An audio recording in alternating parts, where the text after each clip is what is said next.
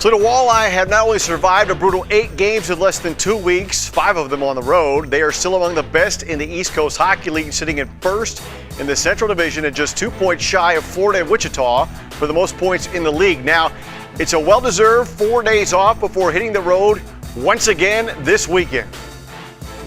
All right, pleased to be joined now by the voice of hockey in Toledo, Matt Melzak. Mondays with Melzak. Well, who else will we have, I guess? It'd be weird to say Mondays with Weber. That really wouldn't rhyme. Well, yeah, I mean, a Mondays with Melzak with Jim in here wouldn't really work either because it's not his last name. And you'd have a hat. Yeah. So we talked about it 2 weeks ago. The monstrous, murderous perhaps, 8-game stretch in 13 days, most of it on the road. It's over. We've made it through. You've made it through. Your assessment of how it played out. Well, I'll tell you, I don't think you could be more happy with the way it went. I mean, you win the first 4, which helps, obviously. You sweep the first 4. You go 6-2 in that stretch. That's pretty impressive when you're talking about, you know, the 8 games, 13 days, and really 12 and a half with the Sunday afternoon game in Brampton in 5 different cities. I mean, and you're just bouncing back and forth. This past weekend, you think about you're in Cincinnati on Wednesday, you get back to Toledo at 2 in the morning, then you're at Fort Wayne on Thursday, you're getting back around 12:30 to 1, then you turn around and, you know, the next day you're playing at home, then you leave first thing Saturday to head to Brampton, now you're playing them at 2, now you're getting home, you know, you come in last night, you're probably getting into your bed around 11:30. I think somewhere around there is about when I got home. So it just is a very, very, very difficult stretch. It's usually something you would see in February when you're just a little bit more accustomed, especially the newer players, to playing 3 games in a row, to all of the travel that goes into it and how you have to kind of prepare for these things. So it's a good test for Toledo, and they came out with flying colors, 6-2 record. The guys coming down from Grand Rapids, I mean, when you have guys coming down from Grand Rapids to bolster an already strong and potent lineup, how long is that going to last? Well, that's always on a day-to-day thing, as we've seen already with you know, Matej Mahovsky going up on a day he's supposed to start for us. And they get him out to get him to Iowa so that he could back up. So you know, it can change any day. You know, we could have those guys today, have none of them tomorrow. That's just how the nature of the beast works. We see it a lot in baseball too. It's the same kind of thing. It just depends on injuries and health and where a team's going. If, you know, especially with Grand Rapids, if they're going out west, they want to take extra players. They're going to.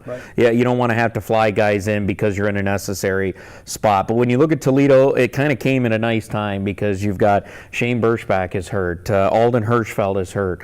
A.J. Jenks gets hurt this week on Wednesday. So all of a sudden you're kind of missing some pretty big pieces. Simone Denis been out a couple of weeks, getting healthy, getting close to maybe getting back into the lineup. But still, you're without some pieces right now. So to see Vilisari Arvi come down, had a huge week. As a 20-year-old, by the way. To have, you know, Luke Esposito, Dylan Sadoway, guys that have a lot of talent. The only issue with them is they just haven't played. You know, they're up there, and they might get a game. You might see in the box score, hey, Dylan Sadoway played.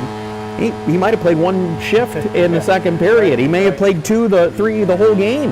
Well, Arvi, we've seen him. We saw him last year. I mean, he is dominant when he wants to be, when he is, especially here at home. But another guy you mentioned, Mahovsky. I mean, Pat Nagel, lots been made about Pat Nagel, and rightly so. I mean, he's played lights out.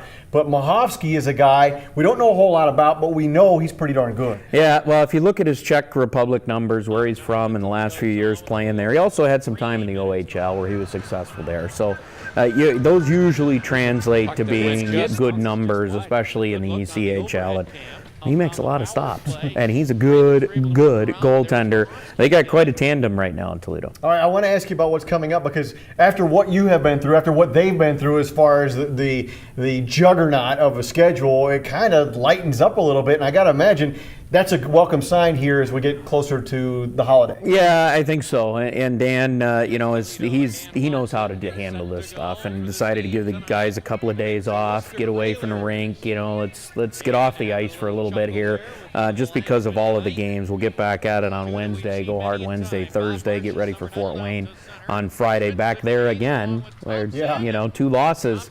this year for Toledo have come at Fort Wayne, so we'll see how the Walleye do on Friday, and then coming back on Saturday to play host to Indy on our Teddy Bear Toss night. Great night, BCSN, a sponsor of that, so a huge night, asking everyone to come down, bring those new stuffed teddy bears, throw them out on the ice and score our first goal. It'd be cool. If you have not seen that, we're going to show you here. Here's a look at it. It's a great time. It's a great cause. Yeah, definitely want to make sure and get out there and do that. All right, he is the voice of hockey in Toledo, Matt Melzek. Thank you so much for joining us, and we will see him on TV later this week.